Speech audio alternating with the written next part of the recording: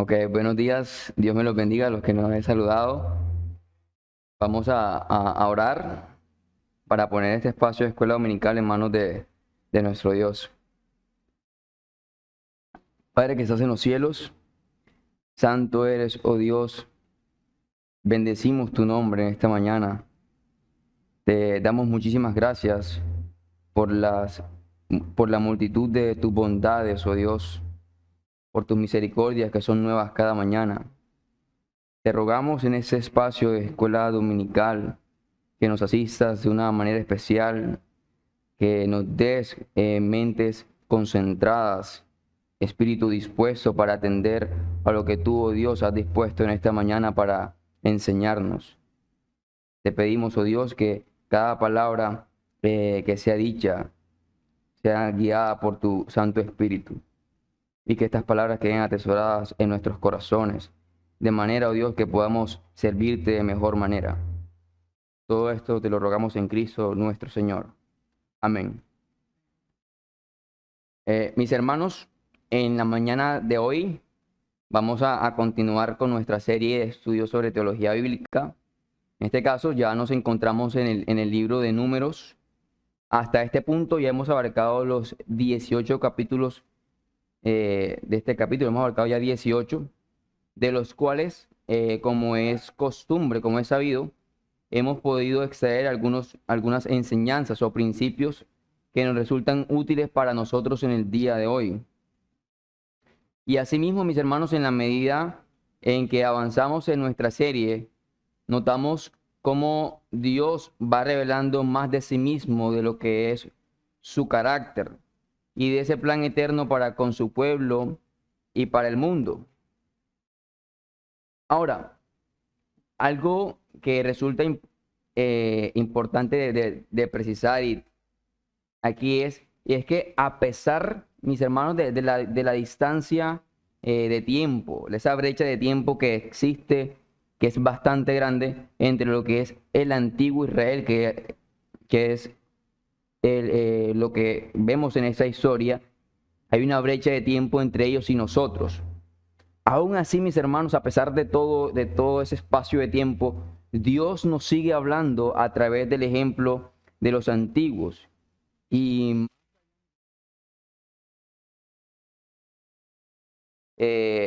o héroes de la historia, vemos siervos imperfectos que son objeto de la misericordia y la providencia divina del único y verdadero Dios.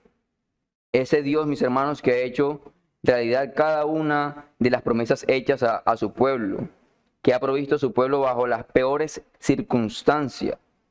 Lo que al final, mis hermanos, nos llena a nosotros de consuelo de saber de que Dios es fiel y que es Él quien nos provee. Ahora, para entrar en materia, en la mañana de hoy nos corresponde examinar los capítulos que van desde el 19 hasta el 23. Nuestra lectura inicial está en el capítulo 19, vamos a leer los versículos del 1 al 2, para lo cual le pido que me acompañen de pie en esta lectura inicial para honrar la palabra de Dios. Números capítulo 19, vamos a leer los versículos del 1 al 2.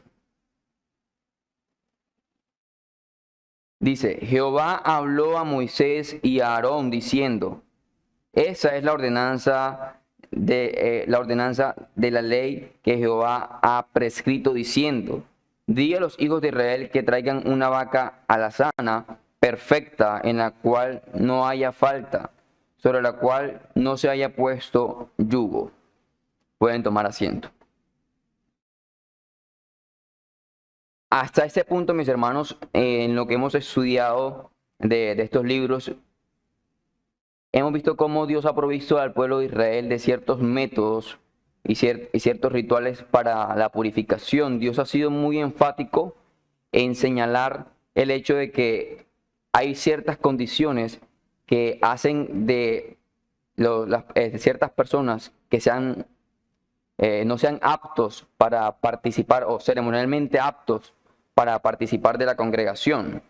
Y es por eso que Dios provee de ciertos sacrificios y rituales de los cuales ellos tienen que participar. ¿Para qué? Para que puedan ser ceremonialmente aptos y participar en la congregación y en la adoración a Dios.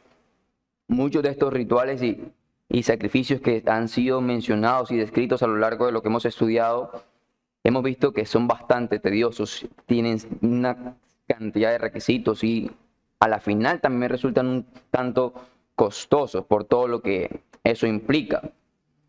En ese momento ya de la historia y por las circunstancias también, acá se introduce un tipo diferente de ofrenda, única, mis hermanos, en el Antiguo Testamento. Esta vaca que es mencionada no sería sacrificada para drenar y ofrecer su sangre en el altar. En su lugar, que es lo que describe ya más adelante ese mismo capítulo, este animal sería quemado por completo hasta las cenizas.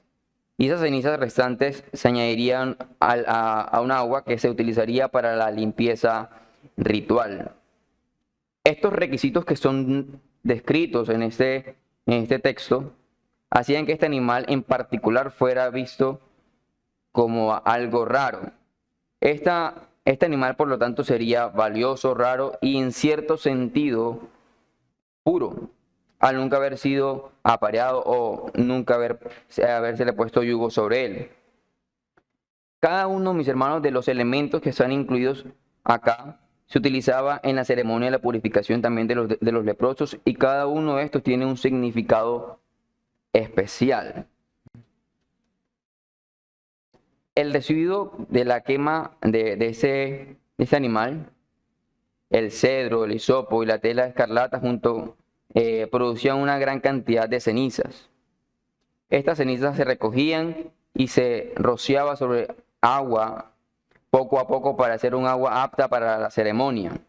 El agua de purificación no solo se hacía efectiva cuando los restos de la ceniza de la vaca alazana se añadían, solo hasta ese punto esa agua era apta para ser utilizada para este ritual de purificación. Esta agua de purificación, hecha con las cenizas de este animal, no creaba una purificación diferente de la impureza ritual. En cierto sentido, mis hermanos, lo mismo que la ceremonia más larga, costosa y elaborada, ya descrita en los libros anteriores, en cambio, esta agua de purificación creaba una forma mejor, más accesible, mucho más sencilla, práctica e instantánea. ¿Para qué? Para purificar ritualmente incluso a los más impuros del pueblo de Dios. Y nosotros, cuando recordamos lo que habíamos estudiado, Dios empieza a hablar de ciertas cosas que hacían impuros a ciertas personas para que pudieran participar. Y una de las cosas sobre las que más se hace énfasis es el hecho de tener contacto con muertos. Y a lo largo del peregrinaje del pueblo de Israel van a haber muertes, y toda esta serie de cosas hacían que quienes estuviesen en contacto con esas muertes, pues se hacían impuros para participar dentro de la congregación. Ahora, esto lo hacían basándose en los principios de sacrificio ya existentes. Este método que aquí se está describiendo tenía relación con ciertos principios de los sacrificios que ya se venían practicando con anterioridad, pero con una ofrenda, en este caso diferente, una que no necesitaba repetirse constantemente, sino a la que solo se hacía referencia una vez y otra vez. Se podía decir que el agua de la purificación ofrecía una forma mejor de purificarse, una especie de atajo aprobado por Dios. Y eso es importante. No es un método que el pueblo de Israel se inventa o crea basándose en ciertos principios, con el fin de obtener un medio mucho más sencillo de purificación y así acercarse a Dios. Y eso es importante y es un detalle que nosotros también hemos venido recalcando a la hora de examinar cada una de las ordenanzas y leyes que Dios ha estado estipulando para el pueblo de Israel. Y es que cada una de estas se hacen conforme a como Dios ha estado instruyendo, que es lo importante. Dios de nosotros demanda es obediencia. Por más absurdo que pueda parecer, y por lo menos para nosotros, en Dios tiene un significado importante. Y nosotros debemos ser obedientes a ello. Ahora, esta vaca y el agua de purificación son una maravillosa ilustración de la obra perfecta de nuestro Señor Jesucristo en la cruz como sustituto de su pueblo. Hay un texto en la carta a los Hebreos, en el capítulo 9, los versículos que van del 13 al 14, hace una referencia muy clara a esta parte de la historia. En ambos casos, un sacrificio mejor reemplaza un sistema anterior para la purificación. De eso podríamos decir que así como los hombres del antiguo pacto tenían en este ritual un medio siempre liso para la purificación corporal, también se nos recuerda que la sangre de Jesús nos limpia de todo pecado. Debemos buscar, mis hermanos, de una manera perpetua una limpieza fresca en la preciosa sangre de Cristo. Él está representado en esta vaca sin mancha, sacrificada en plenitud, cuyas cenizas eran mezcladas en un agua ordinaria para testificar su perpetua y eficacia en el ritual. En este capítulo, mis hermanos, es sumamente interesante notar la ordenanza de la vaca o becerra bermeja, que también se puede traducir, y lo del agua de purificación no se mencionan entre los sacrificios ordenados en el libro de Levítico, sino que vemos que es algo un poco más distinto. Pero sí se menciona en Hebreos, como lo acabo de mencionar, y voy a citar la cita, capítulo 9, de los versículos del 13 al 14 de la carta a los Hebreos, donde nos dice: porque si la sangre de los toros y los machos cabríos y las cenizas de la becerra rociadas a los inmundos santifican para la purificación de la carne, cuánto más la sangre de Cristo, el cual mediante el Espíritu eterno se ofreció a sí mismo sin mancha a Dios, limpiará vuestras conciencias de obras muertas para que sirváis al Dios vivo. Mis hermanos, nosotros somos privilegiados al estar de este lado de la historia. Esta enseñanza, mis hermanos, este capítulo, al contrastarlo con esta enseñanza que también nos deja el libro de Hebreos, nos muestra la superioridad del nuevo pacto al cual nos hemos adherido por la fe en Jesucristo.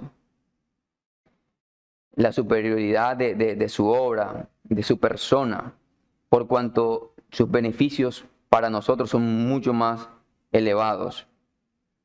Y como dije, había muchas muertes en el campamento y era frecuente la contaminación, pero Dios tiene, mis hermanos, y esto es importante, Dios tiene una provisión para cada necesidad de los suyos. La vaca tenía que ser perfecta, sin haber llevado yugo, tenía que morir fuera del campamento y ser reducida toda a cenizas. Un hombre limpio recogía las cenizas, esto se nos describe bastante acá en este libro, y las guardaba en un lugar limpio fuera del campamento.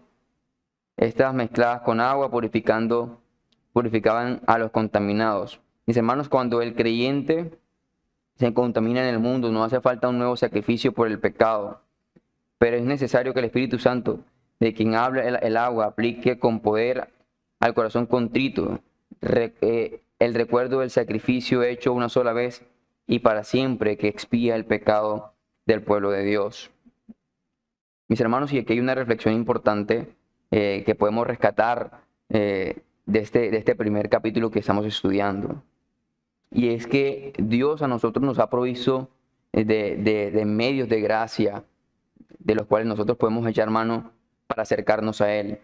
Y muchas veces no prestamos atención a este tipo de cosas y somos negligentes. Y simplemente hacemos caso omiso en todas estas disciplinas espirituales a las cuales hacemos bien en adherirnos.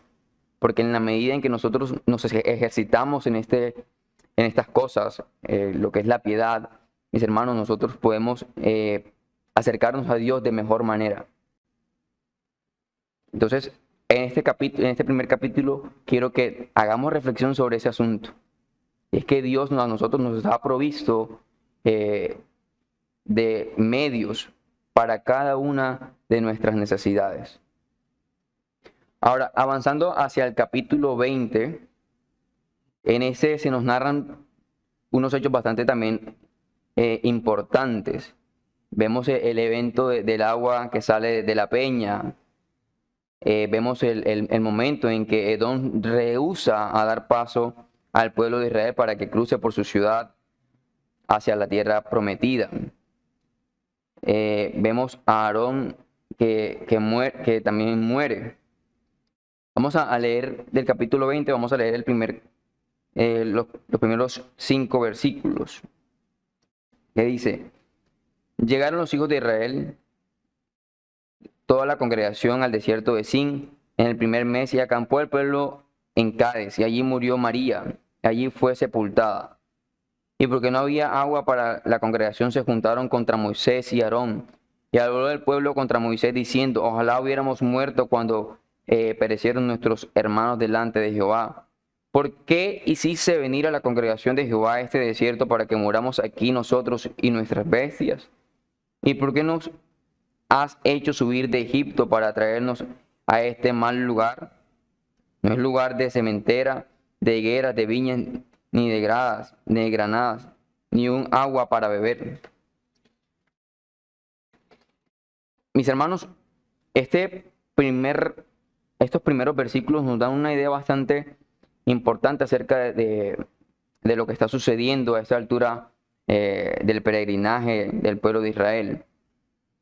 Y lo primero que se nos menciona es la muerte de María. La muerte de María fue un punto importante en el viaje de Egipto a Canaán. Ella fue la primera de la parentela de Moisés en morir en el desierto. Y su muerte era una importante demostración del cumplimiento de lo que Dios prometió, que la generación que rechazó entrar a Canaán moriría en el desierto y la nueva generación entraría en su lugar. Eso es lo que habíamos estudiado en capítulos anteriores. La muerte de esta mujer nos muestra que no había excepciones especiales para la familia de Moisés. Dios dijo que solo Josué y Caleb sobrevivirían de esa generación. Vemos en el capítulo 14 de este mismo libro. Y eso incluía a esa mujer, incluso a Aarón, ahí hasta el mismo Moisés, que vamos a ver más adelante. Este capítulo mostrará la fragilidad de cada uno de estos gigantes en la cuenta del Éxodo.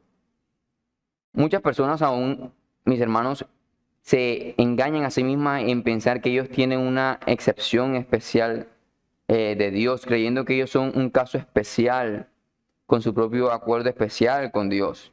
Si Moisés y su parentela no tenían un trato especial, nosotros no deberíamos ser tan arrogantes para pensar que tenemos nuestro propio trato con Dios. Y aquí hay una enseñanza importante, mis hermanos, y es eso, el que Dios no trabaja de acuerdo a lo que nosotros hacemos. Aquí vemos el cumplimiento de una promesa de Dios independientemente de quién se tratara. Inclusive el mismo Moisés, a pesar de todas las cosas que ha venido tratando con Dios, dentro de lo que Dios había prometido, de los que entrarían a la tierra prometida, Moisés no estaba dentro de esos planes.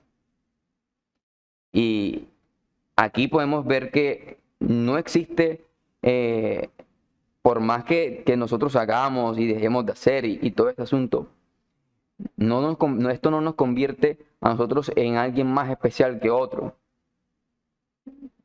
Mis hermanos, nosotros tenemos acceso a Dios a través de Jesucristo y de pura gracia.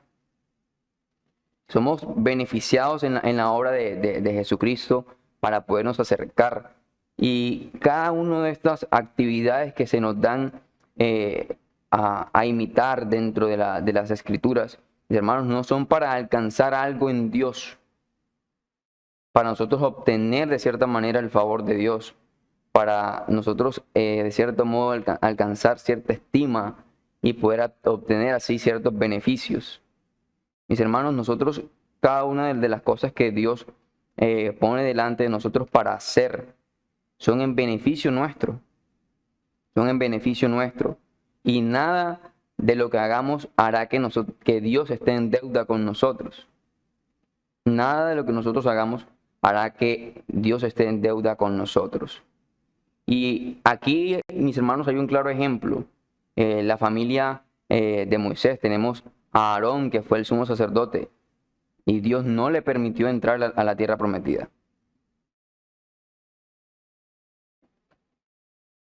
Más adelante, ya en ese mismo capítulo, en los versículos del 12 al 13, se nos dice: y Jehová dijo a Moisés y a Aarón: por cuanto no creísteis en mí para santificarme delante de los hijos de Israel, por tanto, no meteréis esta congregación en la tierra que les he dado. Estas son las aguas de la rencilla por las cuales contendieron los hijos de Israel con Jehová, y él se santificó en ellos. Aquí vemos otro detalle de esta narrativa, y es cuando a Moisés se le da una instrucción de hablar a la peña para que de ella brotara agua para saciar la sed del pueblo. Y esto es una historia bastante conocida por nosotros, en la cual Moisés, en su quizás decepcionado o irritado por todo lo que había acontecido, decide hacer como él le parecía que era mejor. Entonces acá vemos la actitud pecaminosa de Moisés, y la acción fue, la decisión que toma aquí Dios, que es muy clara. Le dice: no meteréis a esta congregación en la tierra que les he dado. Mis hermanos, la actitud pecaminosa de Moisés y acción arraigada en su incredulidad, él simplemente vemos que no atiende de una manera puntual a las palabras que Dios había dado para que se acercara al pueblo y mostrara lo que Dios había dicho que debía hacerse. Él realmente no creyó a Dios cuando el Señor le dijo que le hablara a la peña y no que le pegara. Lo que Moisés hizo era una cosa contraria a las palabras de Dios. Él hizo que Dios no se viera diferente a cualquier hombre enojado o uno de los temperamentales dioses paganos. Él no reflejó el corazón y el carácter de Dios delante de su pueblo. Vemos que acá es importante también, mis hermanos, la actitud que nosotros tenemos, porque en la actitud que nosotros también tenemos debemos también reflejar a Dios. Cada uno de nuestros actos son de cierto modo evaluados por quienes están a nuestro alrededor. Y inclusive el no creyente es el primero en señalar y decir: ¿y eso que es cristiano? ¿Y eso que va a la iglesia? Por eso nosotros debemos ser muy cuidadosos a la hora de tomar ciertas decisiones, a la hora de decir ciertas cosas. Debemos tener mucho cuidado porque muchas personas tienen sus ojos puestos en nosotros, pero no para ver necesariamente lo bueno, sino para que en el momento en que nosotros caemos, para señalarnos. Y a la final terminan señalando a Dios. Y es por eso que nosotros, mis hermanos, debemos cuidar esto que Dios nos ha dado, es el privilegio de ser parte de su pueblo, de representarle a Él. La determinación que toma Dios acá de decirle a Moisés de no permitirle entrar en la tierra, acá vemos la corrección de Dios, y que fue bastante dura. Se le dice que él no guiaría a Israel a la tierra prometida. Eso que él soñaba y se sintió llamado incluso desde niño en los palacios de Egipto. El liberar al pueblo de Dios no sería completado. Otra persona, en este caso, terminaría el trabajo. Al final de todo, mis hermanos, Dios era visto como santo entre los hijos de Israel. Moisés no santificó a Dios en este incidente, pero Dios se santificó a sí mismo a través de la corrección a Moisés, al ver que no habían concesiones.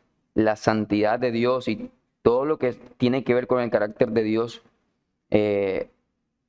no es algo para tomar a la ligera. Y aquí Dios, en la reprensión que da a Moisés, es claro, para santificarse a sí mismo. Dios no recibiría recibiría su gloria, Dios sería santificado. Y aquí hay preguntas que nos podríamos hacer, pero eso vendría por medio de nuestra obediencia o nuestra corrección. Dios en este momento vemos cómo se santifica a sí mismo a través de la corrección a Moisés. Y cómo de cierta manera el pueblo observa la santidad de Dios en ello, en la corrección, que la santidad de Dios no va a pasar por alto por ser Moisés.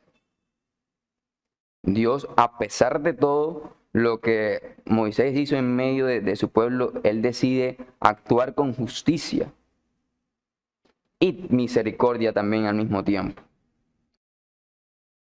Ahora, ese mismo capítulo nos muestra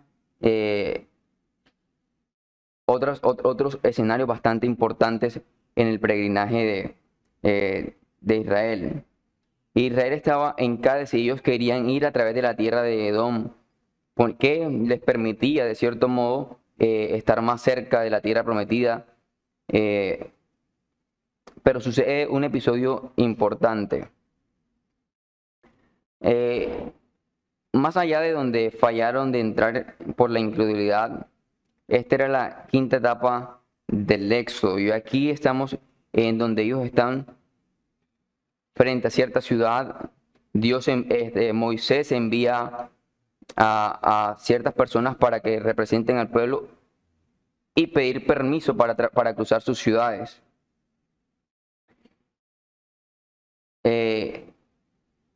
Pero vemos que aquí se les impide cruzar. Se les impide cruzar a través de estas ciudades. De hecho, Israel se acerca con una actitud bastante de hermandad. El texto dice, así dice tu hermano Israel, cuando se acerca a Edom. La nación de Israel era hermano de la nación de Edom porque el patriarca de Israel, también conocido como Jacob, era hermano de Esaú, también conocido como Edom, como se relata también en Génesis capítulo 25. Pero pese a la actitud del pueblo de Israel, este rey dice, no pasarás por aquí. De otra manera, vemos un asunto importante. Esta era una negación innecesaria, no le hubiera costado nada a este rey y sería un genuino gesto de buena voluntad. Pero los edomitas, quizá por sospecha o por miedo, se negaron a hacerlo.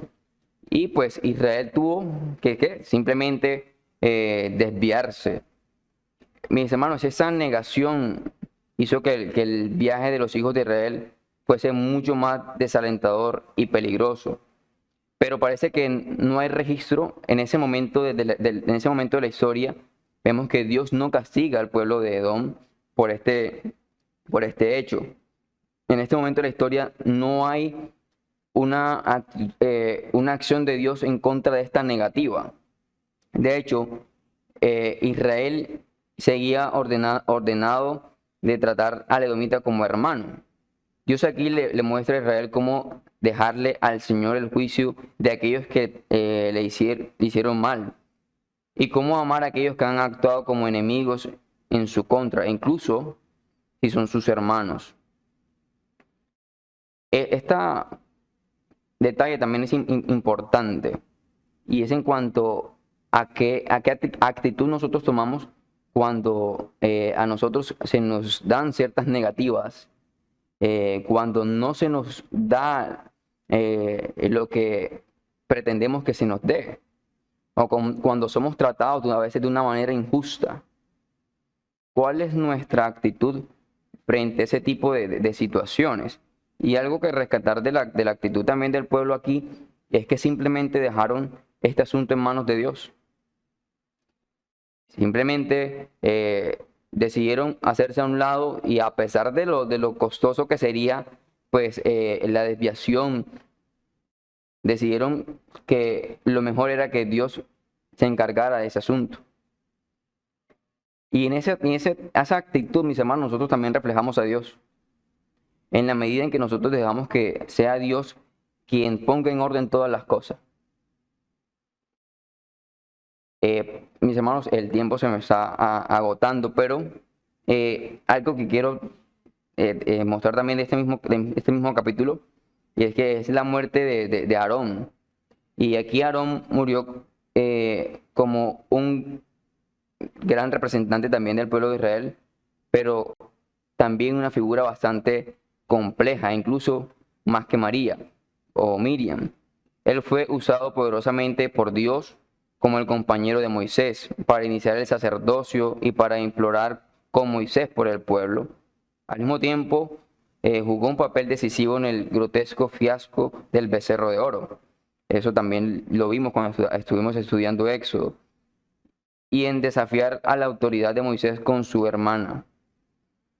Vemos que estos actos de Aarón fueron de cierto modo también castigados en el hecho de que a él tampoco se le permite entrar en la tierra prometida, y pese a ser un personaje bastante importante dentro de lo que fue el peregrinaje del pueblo de Israel. Ahora, avanzando ya al capítulo 21, tengo que llegar al capítulo 23, pero queremos abarcar todo lo que corresponde a nuestro segmento. Quiero detenerme en los versículos del 4 al 9. Hay una reflexión bastante importante para nosotros, un texto bastante conocido. En el capítulo 21, los versículos que van del 4 al 9, se nos dice lo siguiente. Después partieron del monte de Hor camino al Mar Rojo para rodear la tierra de Edom. Y se desanimó el pueblo por el camino y habló el pueblo contra Dios y contra Moisés. ¿Por qué nos hiciste subir de Egipto para que muramos en este desierto? Pues no hay pan ni agua, nuestra alma tiene fastidio de este pan tan liviano.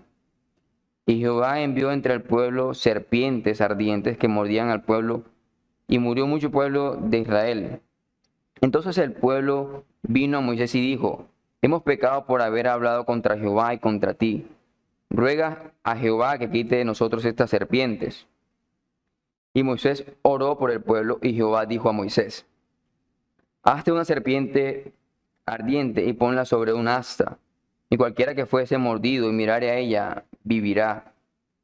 Y Moisés hizo una serpiente de bronce y la puso sobre un asta. Y cuando alguna serpiente mordía a alguno, miraba a la serpiente de bronce y vivía. Aquí tenemos una narrativa que para nosotros es bastante conocida, de la cual también el Nuevo Testamento hace referencia.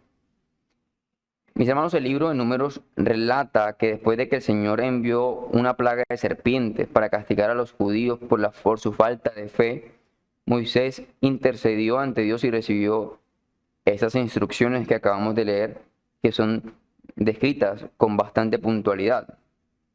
Ahora, Juan, en el capítulo 3, en el versículo 14, es donde también Cristo proclama y dice, y como Moisés levantó la serpiente en el desierto, así tiene que ser levantado el Hijo del Hombre. E enseñó, mis hermanos, a los cristianos a ver la serpiente de bronce como un tipo de la crucifixión, validando divinamente. Los comentaristas, mis hermanos, enfatizaron también que es una imagen de la fe salvífica. Según la lectura común de este elemento tipológico, la serpiente de bronce en el desierto, que Dios concedió a su pueblo cuando ellos se arrepintieron de su falta de fe. Mis hermanos, esto enseña al hombre que solo puede salvarse mediante la fe en el Cristo crucificado. Referencias de esta narrativa la vamos a encontrar en el Nuevo Testamento. Los comentaristas como Thomas Scott destacan que la serpiente de bronce es una imagen de la fe salvífica, precisamente porque era altamente improbable que las acciones que Dios ordenó produjeran ningún resultado beneficioso. De igual modo que sin el ojo de la fe sería difícil pensar que la salvación procedería del hecho de observar con convicción la ejecución dolorosa que alguien pudiera o padecía. Los comentaristas también recalcan que Moisés puso el abrazador sobre un mástil en medio del campamento israelita como un estandarte. J. Serrael señala varios puntos importantes acerca de esta ilustración. Y él dice, Igual que los israelitas estaban profundamente angustiados y muriendo a causa de las mordeduras de las serpientes venenosas, el hombre se encuentra en un gran peligro espiritual muriendo a causa de los efectos venenosos del pecado. También dice, igual que la serpiente de bronce fue levantada en un pozo a la vista del campamento de Israel, así Cristo fue levantado públicamente en la cruz a la vista de todo el pueblo en la Pascua. Y al igual que la serpiente levantada en el pozo era una imagen de aquello exactamente que había envenenado a los israelitas, así Cristo estaba libre de pecado y sin embargo fue crucificado en semejanza de carne de pecado, que es lo que se nos dice en Romanos 8:13. La serpiente, mis hermanos, la serpiente de bronce era una serpiente sin veneno y Cristo era un hombre sin pecado. Lo que debiéramos ver especialmente en Cristo crucificado es nuestro pecado depositado en Él y Él contado como pecador, tratado como pecador y castigado como pecador para nuestra redención. De hecho, en la cruz vemos nuestro pecado castigado, crucificado, soportados y llevados por nuestro Redentor. Y finalmente, una última observación. Al igual que la única forma en que los israelitas obtenían alivio de la serpiente de bronce, mirándola, la única forma de obtener un beneficio de Cristo es mirándolo a Él por la fe. Un israelita se curaba con la más leve mirada y la fe más débil, si es verdadera y sincera, proporciona salvación al pecador.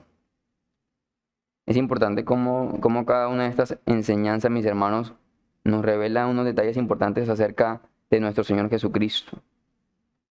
Y es importante estas reflexiones que hemos podido resaltar. Y es que a la final nosotros debemos depositar nuestra fe en Jesucristo y es en quien nosotros encontramos redención para nuestros pecados y la salvación. Ya yéndome ya a los dos últimos capítulos que nos restan, porque ya el tiempo se me acabó, vemos unos detalles importantes, una narrativa que también es bastante conocida por nosotros, y aquí se nos narra donde Balac manda a llamar a Balaam, y donde el ángel y se nos narra lo que sucede con el ángel de Jehová y el asna. Los primeros tres versículos del capítulo 22 nos dice lo siguiente. Partieron los hijos de Israel y acamparon en los campos de Moab junto al Jordán frente a Jericó. Y vio Balac, hijo de Zippor, todo lo que Israel había hecho al amorreo. Y Moab tuvo gran temor a causa del pueblo porque era mucho, y se angustió Moab a causa de los hijos de Israel. Algo que se nos narra en el capítulo anterior es unos hechos importantes que tuvieron que ver con el pueblo de Israel, y es el enfrentamiento que tuvo con ciertos pueblos en el cual Dios le concedió la victoria sobre cada uno de ellos. Ahora, Israel en este punto está en movimiento. Ellos habían esencialmente terminado su exilio ya después de 38 años en el desierto y después progresaron hacia la tierra prometida. Ellos continuaron más hacia la tierra prometida de lo que la generación anterior de ellos lo había hecho. Ellos también tenían la bendición de Dios en el hecho de que Dios les favoreció en ciertas victorias que se nos han sido narradas en estos capítulos. Dios preparándoles para luchar contra los poderosos cananeos por una serie de batallas en contra de los pueblos menores, los cananeos del Negev, los amonitas, los amorreos. Cada una de esas batallas descritas de una manera sencilla en estos capítulos. El protagonista no era, en ese capítulo que nos corresponde, no va a ser Moisés, sino Balaam, un hombre que vivía cerca del camino por el cual Israel se acercaba lentamente a la tierra prometida, aunque él no necesariamente era israelita, era un sacerdote o profeta del Señor o conocía del verdadero Dios. Ahora, el rey de Moab reconoció el poder de Dios en las palabras de Balaam cuando dijo: yo sé que a quien tú bendices es bendecido y a quien tú maldices es maldecido. Palabras que se nos van o que podemos leer también en ese mismo capítulo. Ahora, el rey de Moab tuvo miedo de la fuerza del pueblo de Israel y envió sus misioneros, sus emisarios, a pedirle a Balaam que viniera a Moab para que maldijera a los israelitas para acabar con la amenaza que ellos representaban en ese momento para el pueblo, o la amenaza que él veía que este pueblo representaba para su pueblo. Mientras Israel avanzaba hacia Moab, Balac, el rey de Moab, se angustió.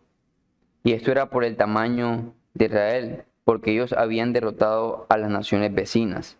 Y mis hermanos, en un sentido, el miedo de Balac era completamente lógico.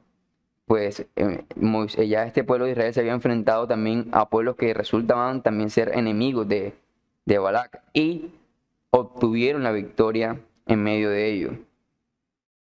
Ahora, mientras la cuenta continuaba, sería claro que Balaam tenía un conocimiento del verdadero Dios, que es lo que se nos va a narrar también en esta sección.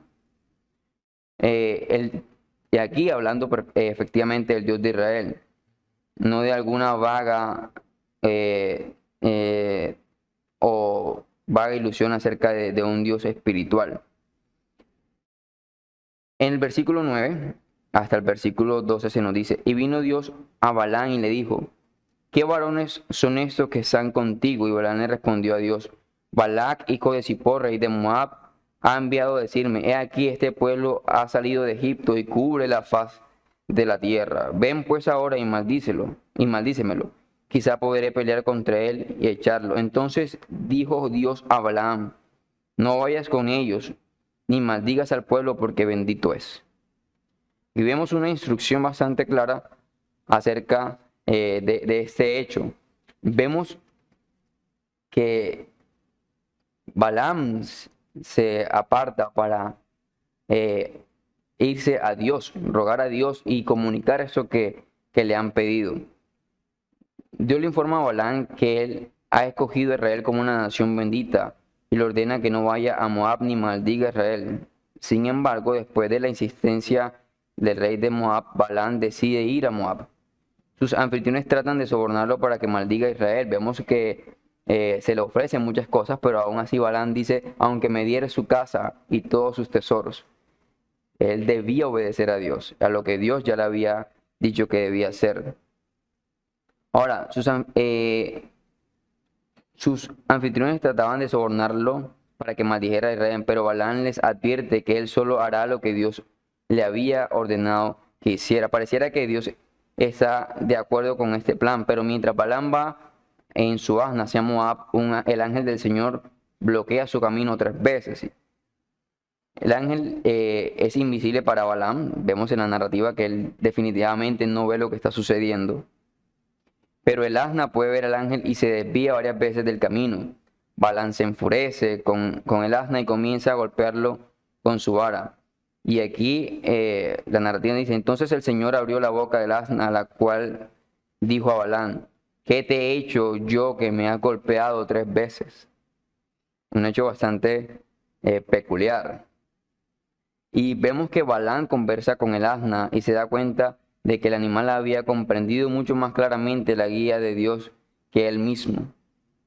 Los ojos de Balaam son abiertos más adelante y ve al ángel y recibe una instrucción de Dios acerca de cómo tratar con el rey de Moab. El Señor le recuerda, ven con los hombres, pero hablarás solo las palabras que yo te diga. En esos capítulos 23 y 24, ya el 24 ya no entraré en detalle, el rey de Moab continúa suplicando a Balaam que maldiga a Israel, pero en cada oportunidad Balaam responde que el Señor declara que Israel es una nación bendita. Eventualmente logra disuadir al rey de atacar a Israel, evitando así la destrucción inmediata de Moab a manos del Señor. Y aquí Balaam es similar a Moisés porque logra seguir la guía del Señor a pesar de sus fracasos ocasionales. Y como Moisés, él desempeña un papel importante en el cumplimiento del plan de Dios de llevar a Israel a la tierra prometida.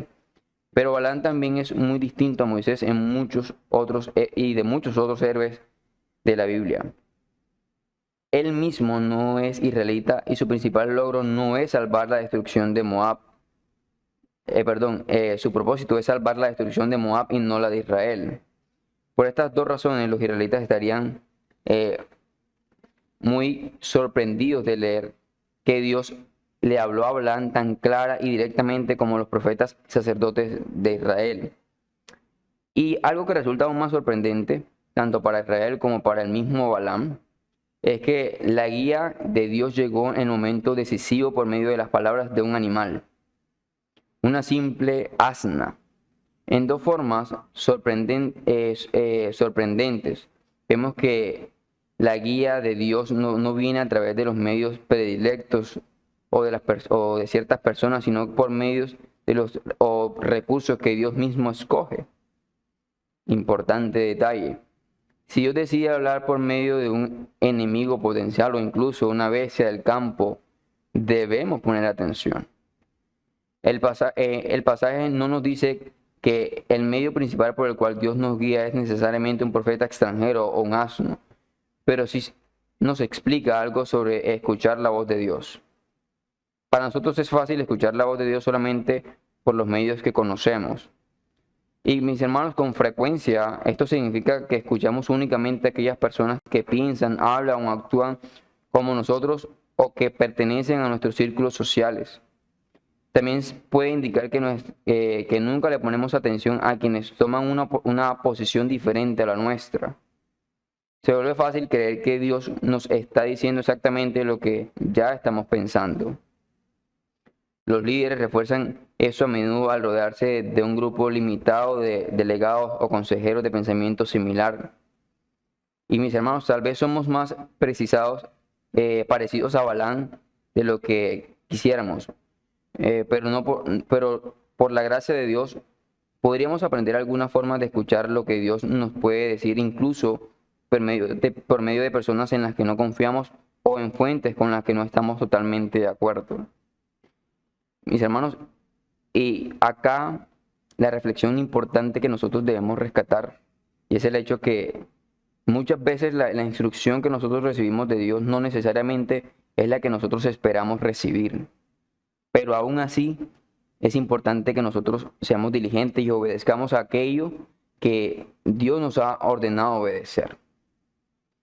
Para nosotros es mucho más fácil acercarnos a personas que piensan igual a nosotros y que sabemos que nos van a aconsejar y nos van a decir lo que nosotros queremos oír. Pero es importante, mis hermanos, nosotros ponernos a pensar y a meditar cuál sería la voluntad de Dios.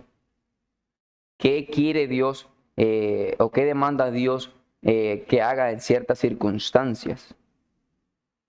Muchas veces lo que Dios demanda, y eso está acá en las Escrituras, donde Dios expresa su voluntad, muchas veces nosotros al ver lo que Dios demanda, nos irritamos porque no está de acuerdo a lo que nosotros queremos.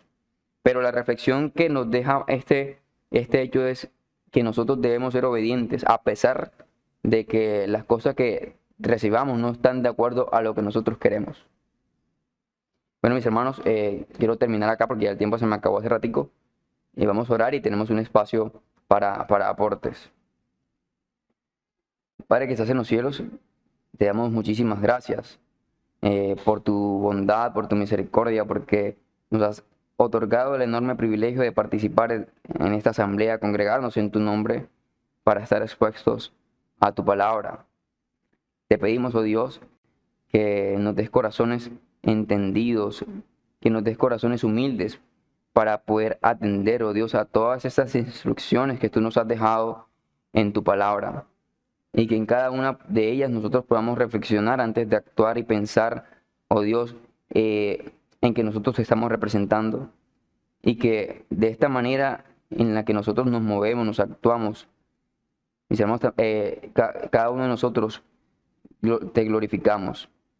Pensar oh Dios, en cada una de estas palabras que nos has dicho, en las reflexiones que hemos encontrado, para glorificar, oh Dios, su nombre. Te pedimos que atesores cada una de estas palabras en nuestro corazón y que podamos replicarlas a otros para que te puedan conocer y también glorificar tu nombre. Eso en Cristo Jesús nuestro Señor. Amén. Hermano Manuel.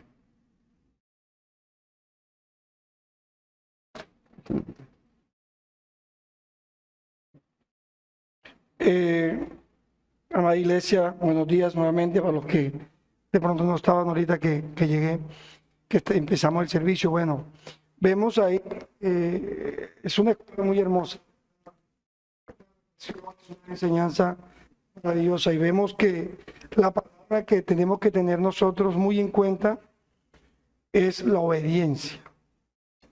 Yo miro sobre la escuela, lo que usted está hablando en el Antiguo Testamento, y vemos que esa generación en ese momento les tocó durísimo. Nosotros somos unos privilegiados. Ellos no hacían las cosas que vamos a hacer esto porque les nacía. Se tenía que hacer lo que Dios les mandaba. Y si eran desobedientes, que es una palabra fundamental, y si eran desobedientes, venía la disciplina, venía el castigo. Es importante, privilegios. A Moisés. ¿Quién fue Moisés? Todo lo que el Señor dio a Moisés, pero siempre yo me doy cuenta, yo la Biblia analizo, hago mucho. A veces el Señor nos da una orden, un mensaje, y nosotros no sé si es porque nuestra mente no es capaz de entender el mensaje, y comenzamos y viene los castigos del Señor. Moisés entró a la tierra prometida, pero Moisés es un hombre de Dios. Vemos lo que pasó más adelante últimamente con Moisés. Vemos en el Nuevo Testamento, cuando Pedro dijo a Jesús: Señor, qué bien que estemos aquí. Si quisiera, haré 3 chozas, una para ti, otra para Moisés y otra para ti. O sea, Moisés, porque ese es el mensaje que nos está mostrando el Señor. Moisés es un hombre, es un hombre al cual el Señor ha bendecido mucho. Entonces, vemos lo que pasa con la familia de Moisés, vemos lo que pasa con Aarón. O sea, el Señor es misericordioso con todo su pueblo, pero no deja de aplicar su justicia. Amén. Su justicia es para todo el pueblo, independientemente del que esté con más conocimiento de al que él haya llamado para que pueda, para que trabaje, sobre todo en los profetas del Antiguo Testamento, incluso ahorita. Es importante tener en claro la obediencia y el privilegio que nosotros tenemos ahí.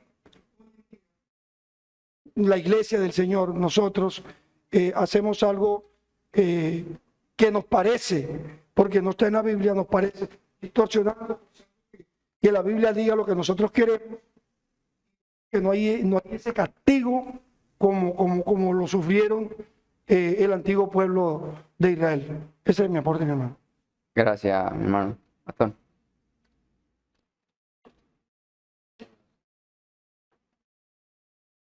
Muy buenos días, amada iglesia.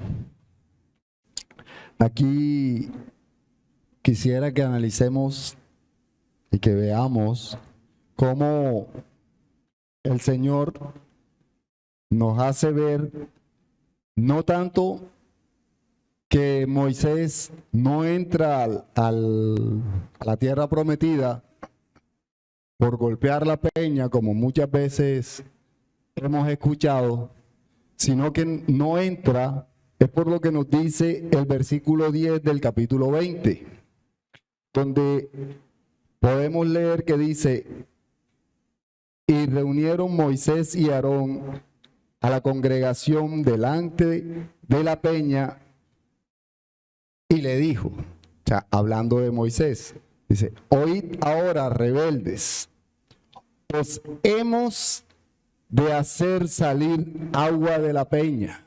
O sea, él se atribuye Así es. la gloria de Dios a él. Porque si nosotros leemos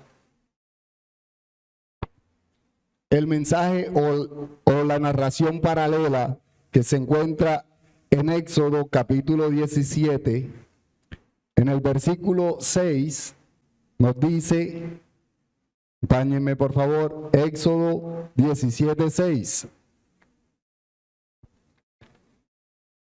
Y por eso digo que no es por golpear a la peña, porque miren lo que le dice el Señor. En Éxodo capítulo 17, versículo 6, dice, he aquí que yo estaré delante de ti, allí sobre la peña en Horeb, y golpearás la peña y saldrán de ella aguas. Entonces él no había desobedecido en golpear la peña. Él había desobedecido primero en la forma en que lo hace, porque lo hace con ira. Su actuación no es la correcta, está mostrando su ira y además de eso se está atribuyendo una obra que no es de él ni viene de él, es del Señor. Le está quitando la gloria a Dios. Y eso es lo que hace que él reciba el castigo de no entrar a la tierra prometida, o por lo menos es lo que lo que se puede deducir de por qué no entra. Hay una desobediencia en el sentido de no darle toda la gloria a Dios. Hay una desobediencia en no reconocer que sin Dios nada podemos hacer, que no somos sino instrumentos en sus manos. Y es lo que de pronto casi nunca vemos cuando leemos este texto por separado del paralelo que hay en Éxodo. Cuando ya los unimos nos damos cuenta de que más allá del golpear la peña está el corazón del hombre. Entonces ese era el aporte que quería hacer. Ana Vero. Buenos días a todos. Algo que nos llama también la atención es cuando el Balá quiere maldecir al pueblo de Israel. Mire que está bajo la cobertura de Dios y Dios los bendice y Dios le habla a través del asna. Y es lo que nos llama la atención ahora, porque en esta época dicen, no, es que estamos bajo maldición, pero si estás con Dios, ¿por qué estarías bajo maldición? Eso es algo como que para tener también en cuenta, que si estamos con Dios no hay maldición que nos llegue encima. Y hay que reprender y hay que echar, si estamos con Dios no es nada nosotros. Amén que sí. Bueno, no hay más aportes antes de poder terminar para, de cierto modo, también hacer un resumen un poco. Y es que estos libros, más allá de buscar resaltar personajes como Moisés, Aarón y todos esos hombres que de cierto modo fueron de gran importancia para el pueblo de Israel, lo que estos libros buscan resaltar es todo lo que Dios hace a pesar del pueblo, a pesar de quienes son. Porque Dios sigue siendo Dios a pesar de nosotros. A pesar de nosotros. Y mucho más allá de hombres grandes y todo este asunto, vemos un Dios que actúa con bondad, misericordia y que es justo.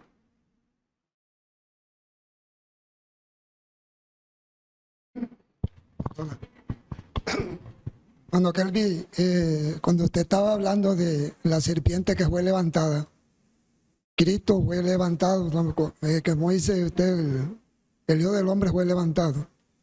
O sea, quiere decir que Cristo es centro del Antiguo Testamento y el Nuevo Testamento.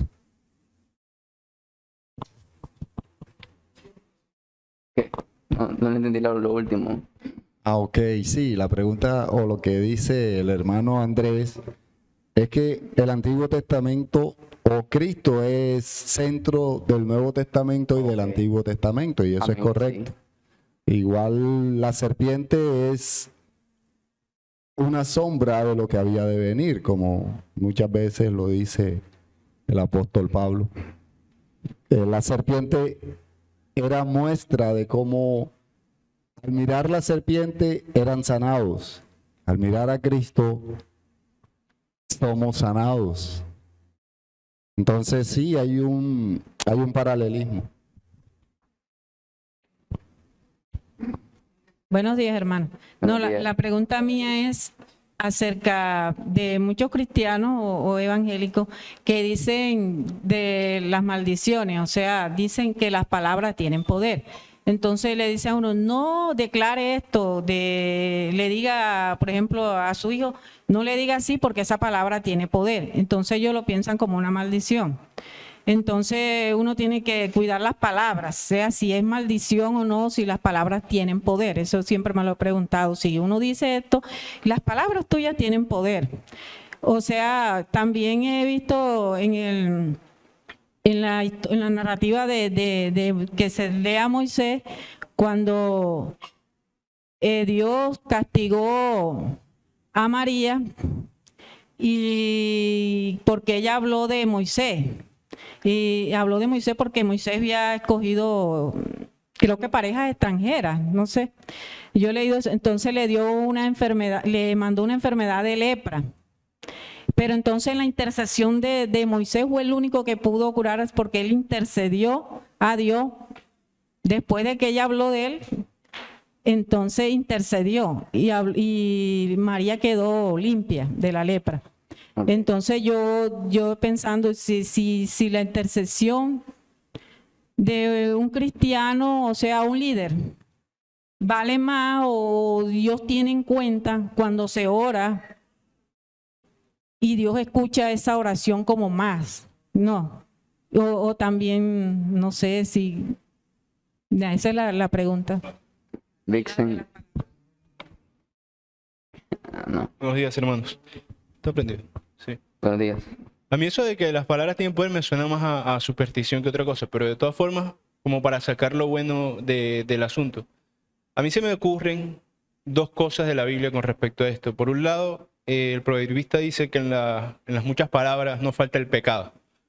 Y por otro lado, el apóstol Pablo dice que las malas conversaciones corrompen las buenas costumbres. Entonces, con respecto de las palabras, yo creo que la Biblia sí nos enseña algo. Más allá de poder, tienen consecuencias. Lo que yo digo tiene consecuencias. Y de hecho, la semana pasada se estudió el asunto del jurar, ¿no? El jurar, la consecuencia mala del jurar no está en el jurar mismo, sino en la ligereza de la palabra, en sostener con nuestra boca cosas que no podemos cumplir. Y eso obviamente tiene problemas. Yo les puedo decir problemas, digamos, banales, diarios, decir que voy a hacer algo y no lo hago, daña mi reputación. Incluso en el lenguaje popular, decir que yo soy un hombre de palabra quiere decir que soy una persona honorable. Es decir, las palabras, las cosas que decimos tienen importancia porque, como dice el Señor, lo que corrompe el cuerpo no es lo que sale, lo que entra por la boca, sino lo que sale de ella, porque de la abundancia del corazón habla la boca. En ese sentido, creo que tendríamos que reflexionar sobre lo que decimos, lo que oímos, nuestras palabras. Pero no en un sentido espiritista, metafísico, como si de alguna manera lo que decimos con la boca tuviera algún efecto en la realidad. Y yo creo que basta comprobarlo, ¿no? Yo puedo decir mucho soy rico, y bueno, voy y miro mi cuenta bancaria y no soy rico. Ahora, por el otro lado, por el asunto de la oración, en parte, yo creo que la Biblia nos enseña de forma consistente que el Señor escucha a los suyos, en primer lugar. Dice la Biblia que el Señor escucha las oraciones de los justos.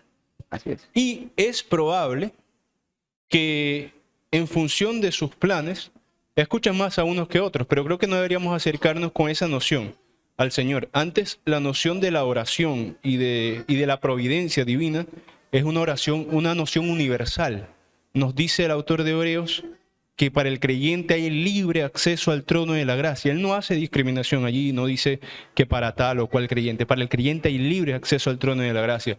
El fariseo y el publicano de la parábola, orando al mismo Dios, haciendo la misma acción, uno decía, yo no soy como el publicano, y el publicano decía, Señor, sé propicio a mi pecador. Si a ver méritos vamos, quizás el fariseo tenía algún tipo más de méritos relativos en su vida moral, recta, de buen ciudadano, que ayudaba a los pobres, etcétera, lo que sea que pudiera ser el fariseo.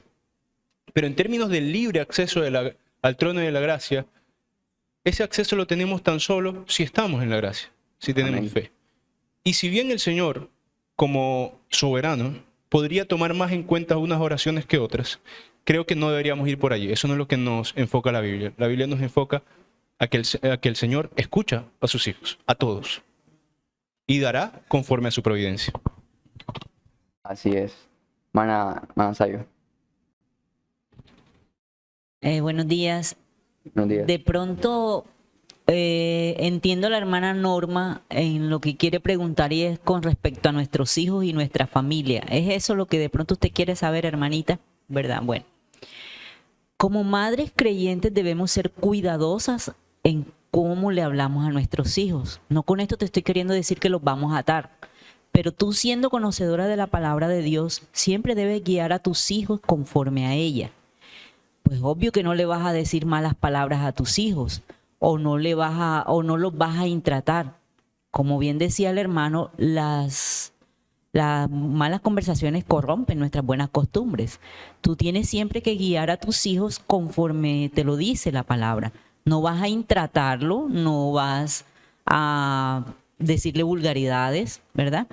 Entonces, en lo que tú te refieres a atar, obvio que si tú vas a decirle a tu hijo, tú eres la cantidad de cosas, eso va creando un cierto efecto en él.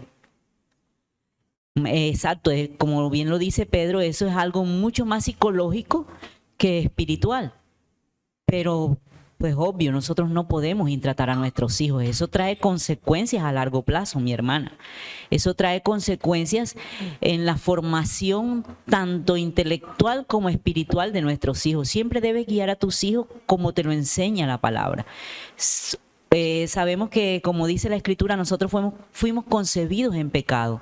Un niño, quiero colocar el ejemplo de pronto de mi nieta que tiene 6 meses, ya se aira y cuando coge rabia, pues se le nota, e incluso hace especie de pataleta a esa edad. Pues obvio que yo no voy a estar gritándola, pero sí la miro, o sea, sin vacilar. Y le digo y le explico en buenos términos que no puede airarse porque al Señor no le agrada. Entonces, es ir cultivando eso desde pequeño. No es atarlos, es cultivar las buenas costumbres en ellos. Amén. Atarlos, como bien lo decía el hermano Vincent, es más a superstición que a cualquier otra cosa. Amén. Bueno, para poder cerrar la idea, aquí me voy a apropiar de unas palabras que escuché en algún momento, y es con respecto a esta misma pregunta, con relación al tema de las palabras que son pronunciadas y todo ese asunto. Recuerdo unas palabras que decían que nuestras palabras son capaces de producir dolor como de remediarlo. Y aquí, yéndonos al proverbio que estaba leyendo mi hermano, dice que las palabras del justo son medicina. Nosotros debemos procurar que nuestras palabras siempre estén guiadas por la palabra de Dios.